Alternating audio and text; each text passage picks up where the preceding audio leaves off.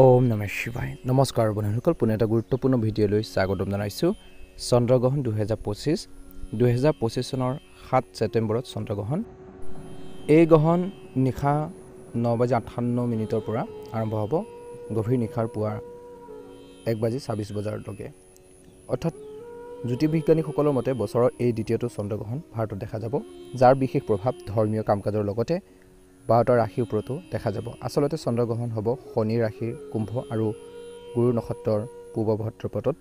এই সময়ছোৱাত চন্দ্ৰ কুম্ভ ৰাশিত থাকিব, য'ত ইতিমধ্যে ৰাহু অৱস্থিত। চন্দ্ৰগ্ৰহণৰ সময়ত এনে কি কাম কেতিয়াও নকৰিব। কোনকেইটা ৰাশি অত্যন্ত শুভ হ'বলৈ গৈ আছে, অলপ সাৱধান হ'ব বা কেনেধৰণৰ বস্তু দান কৰিলে এই দিনটোত এটা ভাল প্ৰতিফলন দেখিব। বিশেষকৈ ঘৰখনত কেনেধৰণৰ নীতি নিয়ম আপোনালোকে অৱলম্বন কৰিব, কেনেধৰণে আপোনালোকে থাকিব এই দিনটোত, বিশেষকৈ আপোনালোকে অলপ গুৰুত্ব দিব।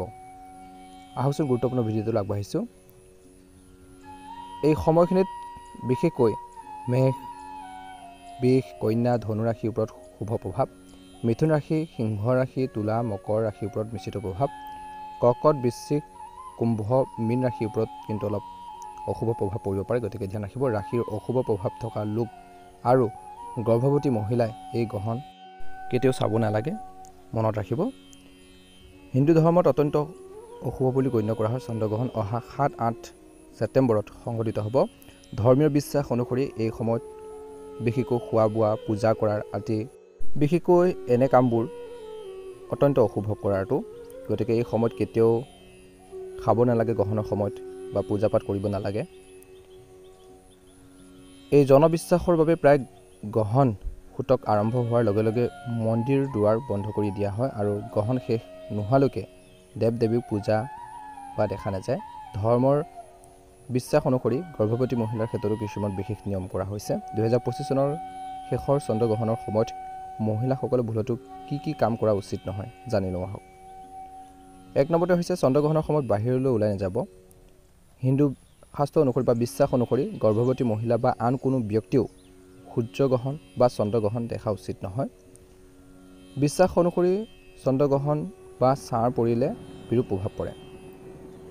বিশ্বাস অনুসৰি চন্দ্ৰগ্ৰহণৰ সময়ত গৰ্ভৱতী মহিলাই বাহিৰলৈ ওলাই যোৱা উচিত নহয়, কাৰণ চকুৰ ওপৰত বেয়া প্ৰভাৱ পৰাৰ লগতে গৰ্ভত শিশুৰ বিশেষকৈ কিছু সমস্যা হোৱাৰ সম্ভাৱনা থাকে বুলি কৈছে। গ্ৰহণৰ সময়ত খাদ্য সম্পৰ্কীয় নিয়ম। হিন্দু বিশ্বাস অনুসৰি বিশেষকৈ গৰ্ভৱতী মহিলাই গ্ৰহণৰ সময়ত যিকোনো বস্তু খোৱা বোৱাৰ পৰা আঁতৰি থাকিবলৈ চেষ্টা কৰিব লাগে। এই নিয়ম মানি চলিবলৈ তেওঁলোকে সূৰ্যগ্ৰহণ বা চন্দ্ৰগ্ৰহণত উপযুক্ত আহাৰ গ্ৰহণ কৰিব পাৰে, কিন্তু বিশেষ পৰিস্থিতিত থকা ৰোগী বা গৰ্ভৱতী মহিলাৰ ক্ষেত্ৰত এই নিয়ম প্ৰযোজ্য নহয়। চন্দ্ৰগ্ৰহণৰ সময়ত বিশেষকৈ গৰ্ভৱতী মহিলা গ্ৰহণৰ সময়ত শুব নালাগে, বা বৰঞ্চ যিমান দূৰ সম্ভৱ সিমান প্ৰিয় দেৱতাক ধ্যান কৰি তেওঁলোকৰ মন্ত্ৰ জপ কৰিব লাগে। চন্দ্ৰগ্ৰহণৰ সময়ত বিশেষকৈ শেষ হোৱাৰ পিছত সকলোৱে গা পা ধুই ভগৱানৰ ওচৰত প্ৰাৰ্থনা কৰি ধ্যান কৰি আগবাঢ়িব লাগে। বিশ্বাস অনুসৰি এই দিনটোত কি বস্তু দান কৰিব? চন্দ্ৰৰ লগত বিশেষকৈ চন্দ্ৰগ্ৰহণৰ লগত বিশেষকৈ জড়িত যিবোৰ সামগ্ৰী আছে, সেই সামগ্ৰীবোৰ আৰ্তজনক দান কৰিব লাগে। গ্ৰহণৰ সময়ত কেতিয়াও আপোনালোকে খাদ্য নাখাব। যদি আপুনি এই সময়খিনিত গা ধোৱা বা দান বৰঙণি কৰাটো আপোনালোকে যদি বিচাৰে নিশ্চয়কৈ কৰিব পাৰে। কাৰোবাৰ দুখীয়া মানুহক বিশেষকৈ দান বৰঙণি আগবঢ়াওক, নিশ্চয়কৈ এটা ভাল প্ৰতিফলন দেখিব। যিহেতু এই সময়খিনিত কৈছে যে মনত ৰাখিব চন্দ্ৰগ্ৰহণৰ নিশা দ্বিতীয় প্ৰহৰত আৰম্ভ হ'ব, গতিকে নিশা 12:37 পৰা শেষ হোৱালৈকে পেট পালন কৰিব পাৰে। বেদৰ সময়ত স্নান, ঈশ্বৰৰ পূজা, দৈনিক কাম কাজ, জপ বা শ্ৰদ্ধা কৰিব পাৰে। যিহেতু বেদৰ সময়ত খাদ্য নিষিদ্ধ, গতিকে খাদ্য খোৱাটো উচিত নহয়। অৱশ্যে গৰ্ভৱতী মহিলা হওক বা যিসকল বৃদ্ধ লোক আছে বা ৰোগীয়াল ব্যক্তি আছে, তেওঁলোকে খাদ্য সময়মতে খোৱাটো উচিত বুলি কয়। বৃষ ৰাশি, এই সময়খিনি বিশেষকৈ বা এই সময় আপোনালোকৰ ব্যৱসায় কিছু সমস্যাৰ সৃষ্টি কৰিব পাৰে। বৃষ ৰাশি লোকসকলৰ ওপৰত আপোনালোকৰ স্বাস্থ্যৰ বিশেষ যত্ন লওক বুলি কৈছে, নহ'লে পেটৰ লগত জড়িত সমস্যাবোৰ সম্ভাৱনা হ'ব পাৰে। গতিকে যিখিনি নীতি নিয়ম আছে সেইখিনি পালন কৰিব। নতুন কিবা এটা কৰিবলৈ মনত অস্থিৰতা আহিব পাৰে, কিন্তু যিকোনো সম্পৰ্কত প্ৰৱেশ কৰাটো এৰাই চলিব লাগে। কোনো ধৰ্মীয় যাত্ৰাত নাযাব। বজাৰত আবদ্ধ হৈ থকা টকা পোৱাৰ ক্ষেত্ৰত আপুনি অশান্তি পাব পাৰে। পুৰণি বন্ধুত্ব ভাঙিব পাৰে, গতিকে ধৈৰ্য ধৰিব। বৃষ ৰাশি লোকসকলে চন্দ্ৰগ্ৰহণৰ বিশেষকৈ এই সময়খিনিত অশুভ প্ৰভাৱৰ পৰা হাত সাৰিবলৈ বগা কাপোৰ আৰু গাখীৰ দান কৰিব পাৰি। ইয়াৰ ফলত জীৱনত ইতিবাচকতা থাকিব। দ্বিতীয় ৰাশিটো হৈছে কুম্ভ ৰাশি।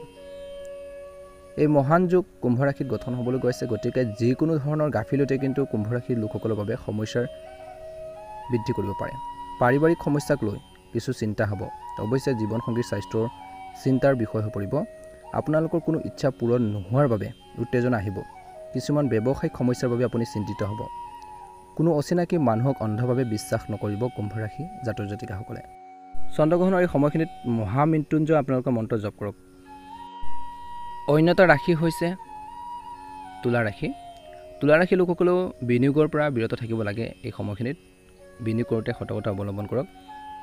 আজি এই সময়খিনিৰ পৰাই আপোনালোকৰ ব্যৱসায়িক পৰিকল্পনা অলপ সলনি কৰাৰ বাবে কিছু চিন্তা আপোনালোকৰ মনলৈ আহিব। তৎক্ষণাত সলনি নকৰিব। এই সময়ছোৱাত আপুনি মানসিক চাপ আৰু শাৰীৰিকভাৱে ভাগৰুৱা হৈ থাকিব পাৰে।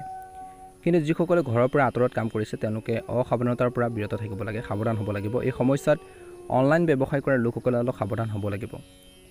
তুলা ৰাশিৰ লোকসকলে কৈছে যে এই সময়খিনিত পৰা বিশেষকৈ কোনো ধৰণৰ ধনৰ লেনদেন তৎক্ষণাত নকৰিব। চন্দ্ৰগ্ৰহণৰ পিছত দেৱী লক্ষ্মীক পূজা কৰি আৰ্তজনক কাপোৰ দান কৰক বুলি কৈছে। অনুকূল ফলাফল লাভ কৰিবলৈ সক্ষম হ'ব। গতিকে এইকেইটা নিয়ম যদি আপোনালোকে পালন কৰে নিশ্চয়কৈ এটা ভাল প্ৰতিফলন দেখিবলৈ সক্ষম হ'ব। যদিহে নতুনকৈ চাই আছে আমাৰ চেনেলটো ছাবস্ক্ৰাইব কৰি দিয়ক, ভিডিঅ'টো পাৰিলে শ্বেয়াৰ কৰি দিব, লাইক এটা কৰি আমাৰ মনোবল বঢ়োৱাত সহায় কৰিব।